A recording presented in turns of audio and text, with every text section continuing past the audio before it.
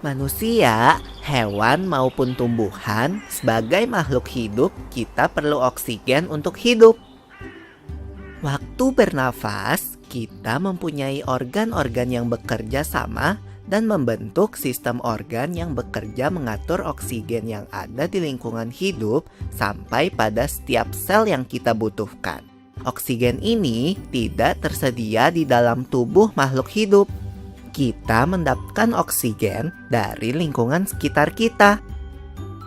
Bernafas artinya kegiatan menghirup atau memasukkan oksigen dari lingkungan hidup dan mengeluarkan karbon dioksida dan uap air melalui alat pernafasan kita. Kali ini kita akan mempelajari lebih lanjut tentang organ-organ pernafasan manusia.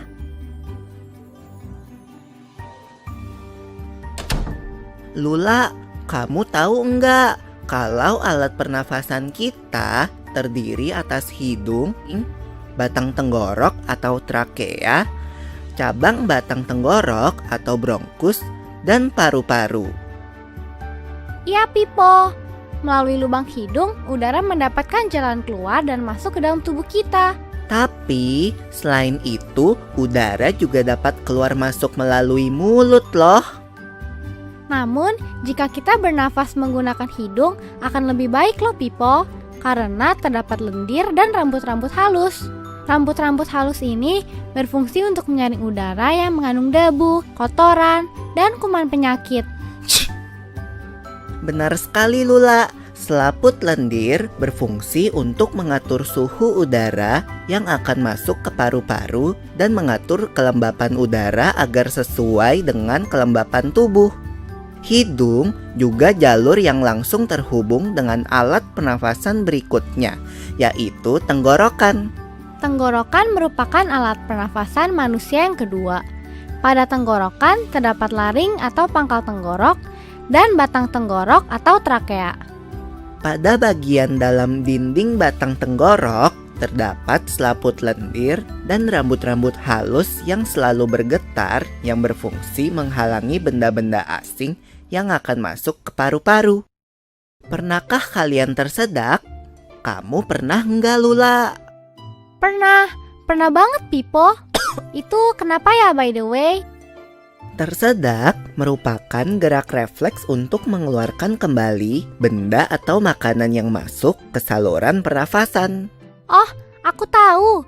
Gerak refleks adalah gerak cepat dan otomatis yang menanggapi rangsangan dari luar organ, kan? Iya, Lula. Kemudian pangkal tenggorok yang disebut juga laring menghubungkan hidung dengan batang tenggorok atau yang biasa disebut trakea. Pada ujung trakea terdapat bronkus, yaitu percabangan yang menghubungkan trakea dengan paru-paru kiri dan kanan. Paru-paru terletaknya di dalam rongga dada, kan, Pipo? Jika kita menghirup udara, maka udara masuk ke paru-paru. Lalu kemana lagi ya? Melalui bronkus menuju cabang dari bronkus yang disebut bronkiolus dan berujung pada gelembung paru-paru yang juga disebut dengan alveolus. Pada alveolus ini kan yang terdapat pembuluh darah, di mana terjadi pertukaran gas oksigen dengan karbon dioksida.